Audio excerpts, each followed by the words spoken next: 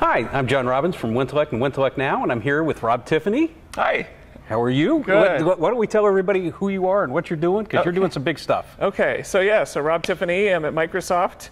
I work in an incubation group, kind of like an incubator you might see on the outside world with startups, accelerators. So it incubates a lot of our new products or acquisitions. And so I'm focused on kind of like a lot of our enterprise mobility things, whether it's device management, stuff like that, and also our Internet of Things offerings that we're going to be coming out with. And wow, the Internet of Things is going to be big. Absolutely. Right. We were talking a little bit before we started recording about this. So, where's the big excitement in Internet of Things? Because I know there's going to be some announcements here coming up. You've already made some, but let's talk about what that can do. Well, at the biggest sense, I mean, every time you go on the internet, some other person is predicting what's going to be a $7 trillion business, or I want 1% of that. Yeah, that's all we're going for. We're good. We got and how many billions of things are on there? People think of phones and they think of their PCs, but now you're going to be thinking of your cars, and the notion of anything that you can instrument and make intelligent and then send that data back to make intelligent decision. And so we're just talking tens of billions. Every analyst group has a different figure, but it's going to be big no matter what. Wow. And so it's a big opportunity and one you can't pass up on, and so you know how is it Gartner that talks about the hype cycle and stuff like that. So we're definitely feeling the hype that right now. That being said, I've been in that business before many moons ago. It all comes back full circle. It really does. It really does. When I used to be a serial entrepreneur long before I came to Microsoft. So back in the 90s, I was with a startup where we were doing machine-to-machine stuff, monitoring vending machines, actually, which is an example I hear used all the time today when they try to describe Internet of Things. And they try to speak intelligently about, well, this is how it's going to play out. I'm like, yeah, we built all that stuff. And it was really hard back then because the machines were dumb and wireless was almost non-existent. And you wouldn't believe what we had to do to make it all work. And so being able to do that again today. So everybody thinks it's a new thing. It's just a new old thing. And they're a blog like that. Anyway. Raymond Chen. Absolutely. There's your shout out. So think about the idea of gleaning intelligence from formerly unintelligent devices, but now made intelligent. What takes you from an instrumented piece of equipment where maybe you would hook up an RS-232 to it to get some data, maybe a CSV file that could give you some, hey, this is what's going on, and then taking it to, how do I have that thing stream that information to me wirelessly so I know in real time where we can really make some great decisions. Or then how do you get to the part where it's truly a closed loop machine-to-machine scenario where I don't get the information, another machine gets the information and does something about it and acts on some kind of information. So it's really interesting stuff. You could say that wireless technologies is a big part of facilitating all this. Lots of people when they talk about mobility and mobile devices, I was like, don't forget about the wireless folks who invented all this stuff, because none of this would be part, it's all about wireless. And then the other part, which is really geeky and no one thinks about, is IPv6. A lot of this would not work without IPv6, because when we're talking billions or trillions of devices, we run out of gas with the old stuff, aren't we? So learn your IPv6, because you're going to be dealing with it at some point. Just when you thought you'd never had to, you're like, why do people keep talking about that stupid stuff? Well, now it matters, Well, and I think what's fascinating about this is I was thinking about the Nicholas Negroponte statement from the 90s. He said, "How come the urinals in O'Hare know when I walk away, but my PC does not?" Absolutely. Right, and so I keep looking for things that why doesn't my house know that I show up? Why doesn't my car know I'm there? Right, I got a new car, it's got the keyless entry, but I still have to go up and press something. Absolutely, and the car's got a 3G phone in it. Why can't it figure something out? It's got Bluetooth in it. Why can't it tell when I'm close? And it can. Maybe I don't want to say it's a failure of imagination, but people. Trends, there's lots of talk, but the resulting, how fast people actually move and execute on things is often a lot slower than we think. Just like when we talk about, forward-thinking CIOs who are changing the world, but the reality is most of them are just keeping the lights on. Right. Right? And all those cool projects and things they're not going to do those. They're still trying to run VB6 apps, So there's a lot of that. But you think about all those different scenarios, your house. Why doesn't the house know you're there? But how could we make that real today? And I'm not going to talk about Microsoft stuff specifically, but there's all kinds of technologies behind that. But today, have you heard of this technology facilitated by Bluetooth Low Energy called beacons? Yes. Okay. Now, of course, Apple's going to make people think that they invented it by calling iBeacons, but they want to sell you ads on it and absolutely, give you coupons, They Columbused the term beacon and called it iBeacon, just like they did with Apple Pay. Right. Everybody had already been doing NFC payment, but now everyone believes they invented it, right? So, think about the beacon thing. Initially you've got GPS to tell you where you are as you're walking around outside, but as soon as you go indoors, it doesn't work anymore. Right. And then you've seen some people try to do stuff with Wi-Fi triangulation to roughly tell you where you are.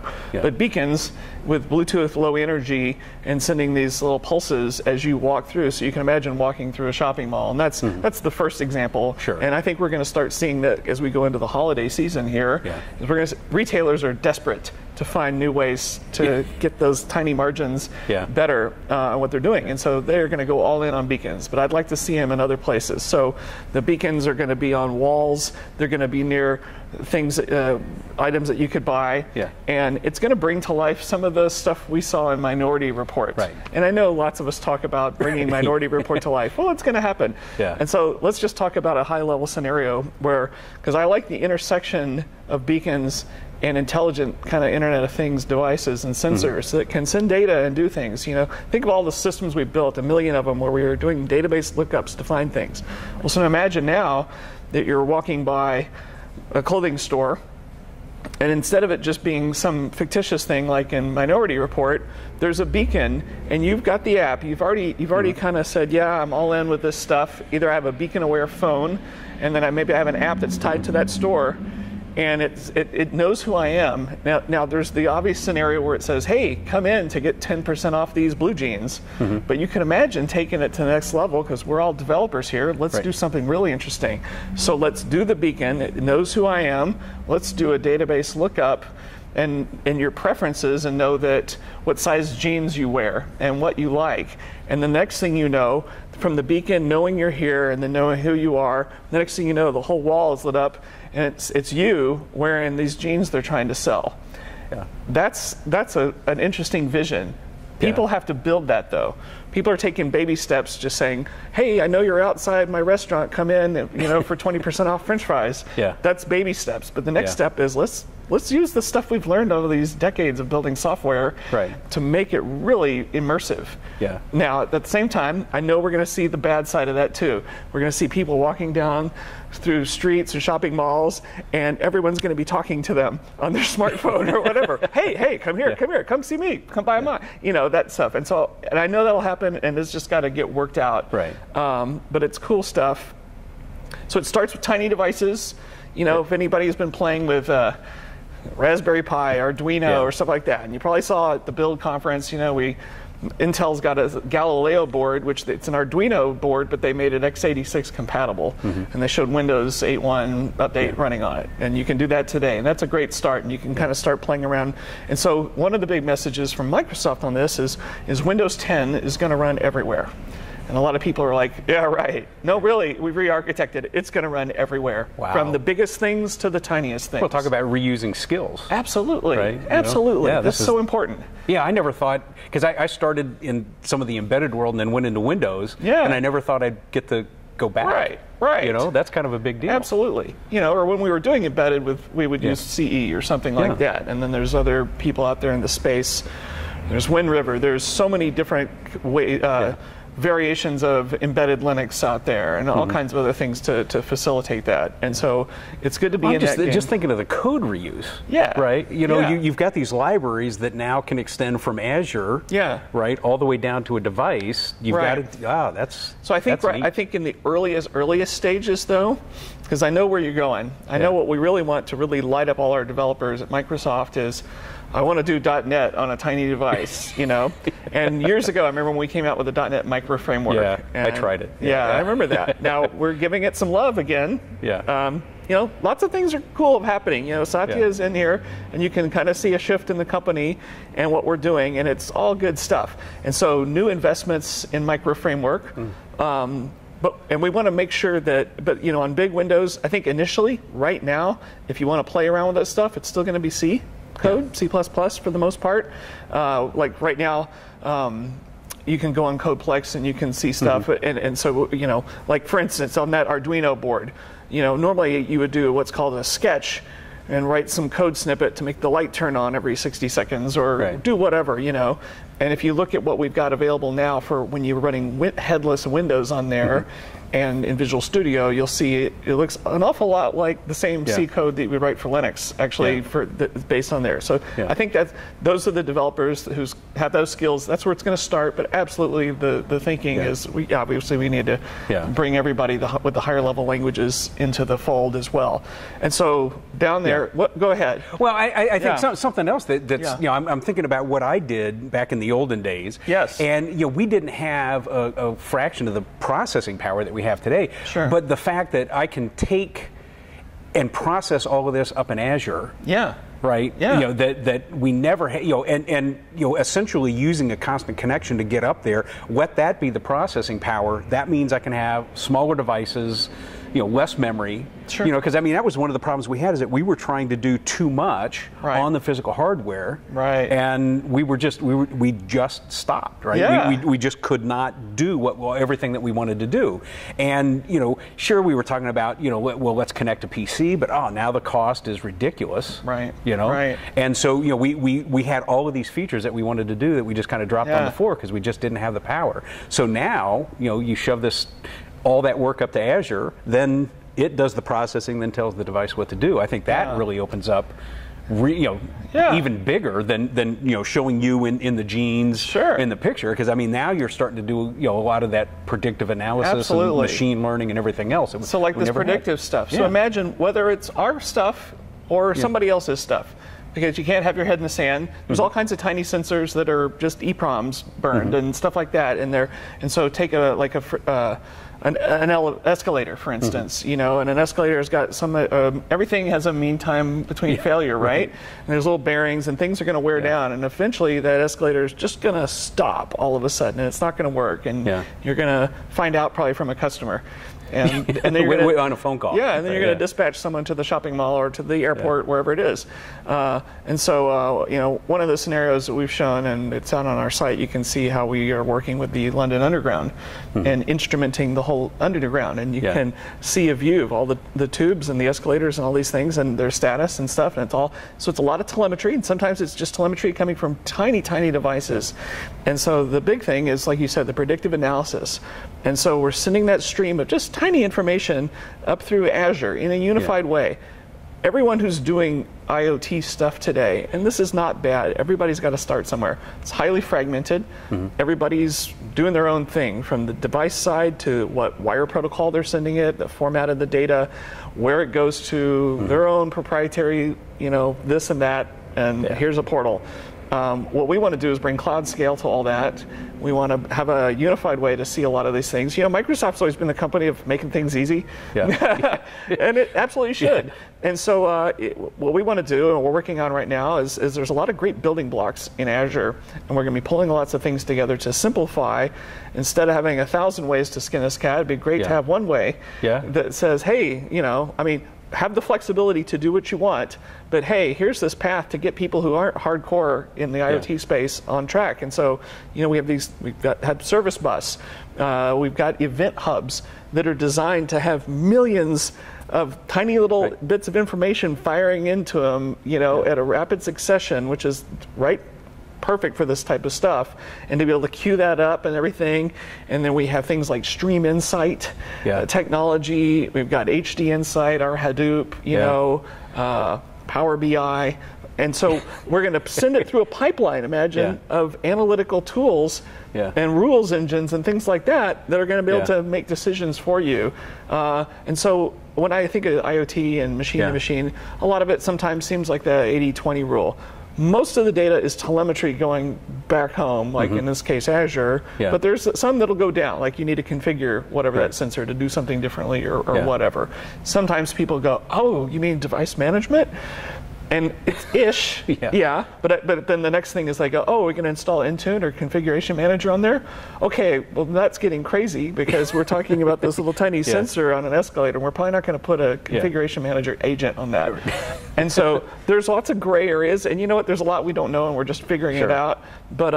But it'll be great to take people from not knowing anything and not knowing where to begin and thinking that everybody's making up their own stuff to, because I certainly did. When I think back to my startups in the 90s, we just came up with our own firmware. We had to build our own modems and we had to do bit encoded packets. We were paying by the byte, and we were bouncing them off business radio towers. And you know, there's an easier way, for sure.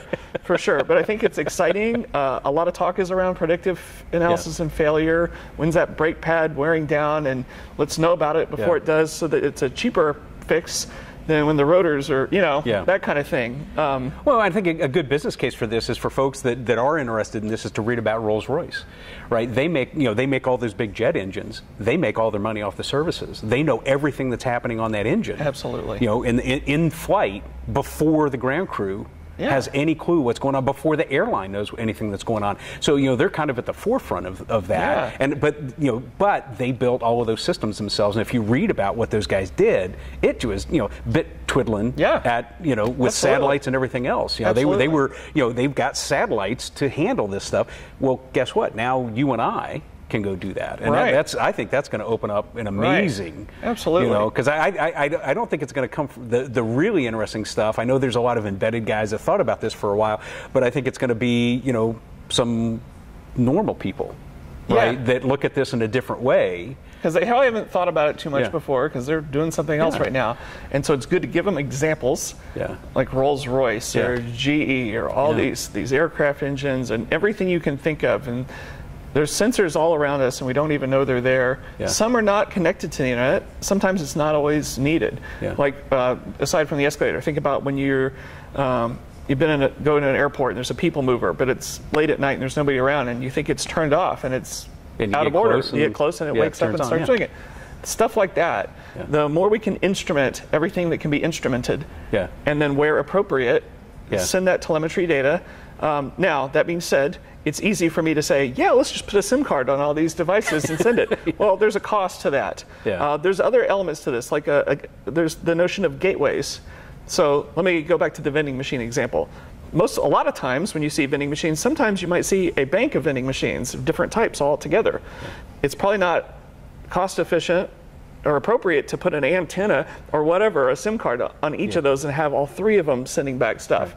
So the idea of a gateway where I'm going to just have one way out to the wireless and maybe the other two are privately connected through this gateway. And there's even the notion in the gateway that you can imagine, and boy, obviously Microsoft's not the only one talking about IoT. Lots of people are talking about not just sending things back, but Cisco talks about the fog and things out of the edge and processing in the edge. And so you can think of gateways as maybe I've got a lot of things in here and I'm not going to connect to all the internet, but maybe I'm going to aggregate a lot of their data. I might even have enough intelligence to do some cleansing data, whatever, and send just what's really important up to the cloud. When you're trying to be cost efficient for your wireless connectivity, Azure ingress of data, things like that. So there's all that. You know what, so simple example, people are like, well, how am I going to make money on this? Because everybody keeps talking about predictive analysis and failure, and that's great. Lots of consultants telling me how I'm going to shave a penny off I want to make money. Well, think about this, and this is a real world example I've used because I did it, is back with the vending machines. We had vending machines that are sending back telemetry data about inventory. A candy machine, they have all the different spirals in there, and you have different kinds of chips and candy. And sure enough, on a particular floor of a particular building in a city, this candy machine, the employees that work on that floor, they really love these white powdered donuts. And those things would sell out really fast, while other things were selling more slowly. Some were not selling at all.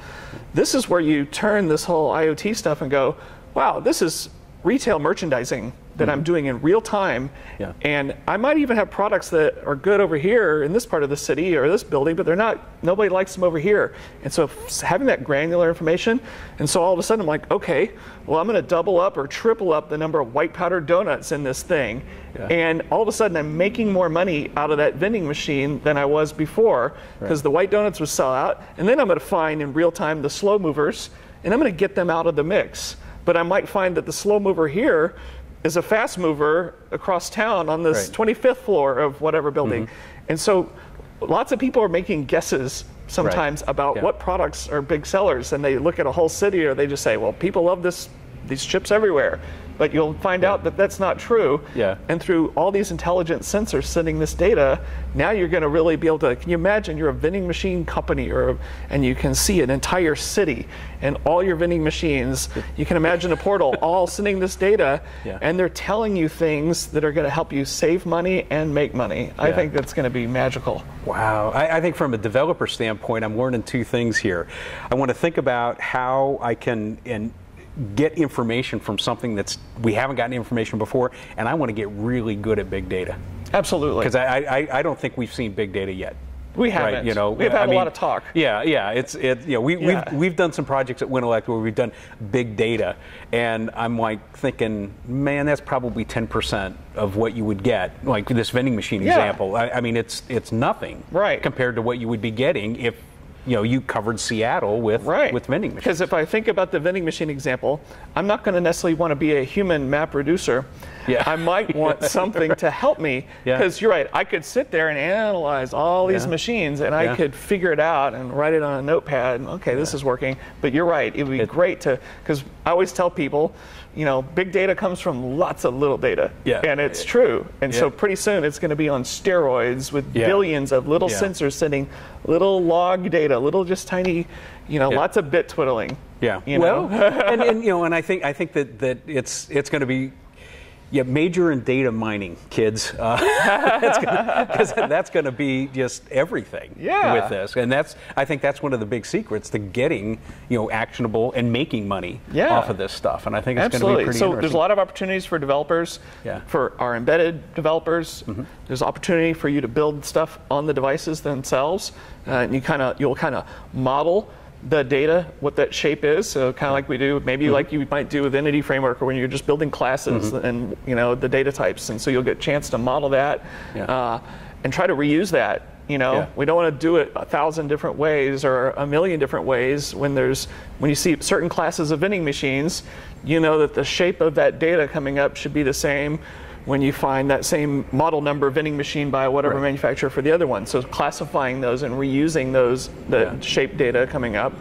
So lots of work to do there, and then getting it up, lots of stuff for people who are in the wireless business to do, and then absolutely on the Azure side. Well, I was just thinking, that something, we always talk about A/B testing for websites because you can control that very easily. And it's just dawned on me, you could start doing A/B testing in the physical world now, right? Because with this vending machine example, you can sit there and say, well, wait a minute, Mars is coming out with a new candy bar. Let's try some things, and you could try things like if we position it next to those powdered donuts, how does it sell? Absolutely. And that's when you're making it real. Because lots of people will roll their eyes on A/B software testing, but when you start talking to, and again, the important thing is to be able to have that domain expertise and talk to the right business people, the lines of business who are in these deals, because they're the ones who are going to green light these projects. And they're only going to do it if you can show them this kind of stuff. And so that's a great point, being able to do A/B testing and bring in a new product and things like that. But it's absolutely valid. And to be able to get that real-time information and know quickly, wow, people are loving this thing. Oh, but when we put it over here, it's just like planograms at a grocery store. And the stuff that's down here is not as popular, or the big sellers are right at eye level. It's all that stuff, and it's going to be great to do that in real time. I think it's going to be amazing. Real consumers. Well, good. Well, before we go, I have one last question. Because you're a veteran, I'm a veteran. It's almost Veterans Day. I always ask veterans, how did the military help you in your career? I think it's one of the high points of my career, to be honest with you. Yeah. It really is. I think there's, probably almost nothing better that I've done in my life than get to serve in the military. I was driving submarines, both Special Ops SEAL Team subs, as well as Trident submarines, ballistic missile stuff like that. And so I'll give you an example, and it's not just me. I saw people, I remember, I'd be driving the sub on watch with these guys, and you talk a lot, and you find out a lot about a lot of people. And I'd see young people, and there's the idea of this notion of learning, gaining discipline when you're in the military. So one of the things you should do on a submarine, and I'm sure there's equivalents everywhere, is that first year you have to become qualified in submarines. Right. And you wear these dolphins, kind of like the wings you see on a fighter pilot, so except they're dolphins. And so you have to learn every system on the sub. So your job might be that of a torpedo man or a sonarman, but you need to learn how the nuclear reactor runs and everything about it. You need to learn fire control, torpedoes, every last thing. Obviously, we have so many redundant systems. So you have to become an expert because bad things can happen. And guess what? You can't say, I remember my executive officer on my SEAL sub, his pet peeve was he hated people who said, "That's not my job." Yeah. Because you see that in the real world all the time. And if he ever heard that, people were doing 100 push-ups right then. Good for him. That just burned him up. Yeah. It's all our jobs. And so you were forced through and had to learn all these things and get qualified in submarines. I saw some guys where I would learn about their past. I would find out that some of these guys were drug lookouts in projects in towns. I didn't realize that, at least back then, there was still the scenario where a judge could say, you're going to jail or you can go to the military. I really thought that was really old school. That was Hollywood or the 50s. Yeah, and apparently that still happened here or there. So I met young men who had a really bleak future ahead of them, and they got in here, and I watched a transformation happen to them as they went through that, and you see them come out on the other side, and I know they're going to be a productive citizen in society, and I thought that was magical just to witness that, and so it's great stuff. Yeah, well, I've always maintained that I had more responsibility at 21 than I've ever had since. Absolutely. Yes. And it makes you grow up, right? It does. And that because I saw many of those same guys, and they would, you've got to deal with this. Yeah. It's you grow up fast. You get your priorities straight and go. So. And it sure helps you when you're in stressful situations and just everyday life, and you can always go back and go, well, I remember when we used to have the hovering computer on at launch depth, ready to launch our birds, and this is nothing compared to that. I always people are stressing out, and I'm like, hey, nobody's shooting at me anymore. I'm fine. So you're I'm good. Cool. Life is good. Life is absolutely so good. it gives you that perspective. It's good. And the other thing I really enjoyed about it is on the aside from writing computer books and all this other stuff, I started writing children's novels, and they always say write what you know about. And so I've done adventure stories based on what I learned in submarines, and so I bring that, and so it's a lot of fun. Yeah, well, good. Well, thank you very much, Rob. We really appreciate you talking to you. Okay, thanks everyone. We'll talk to you later.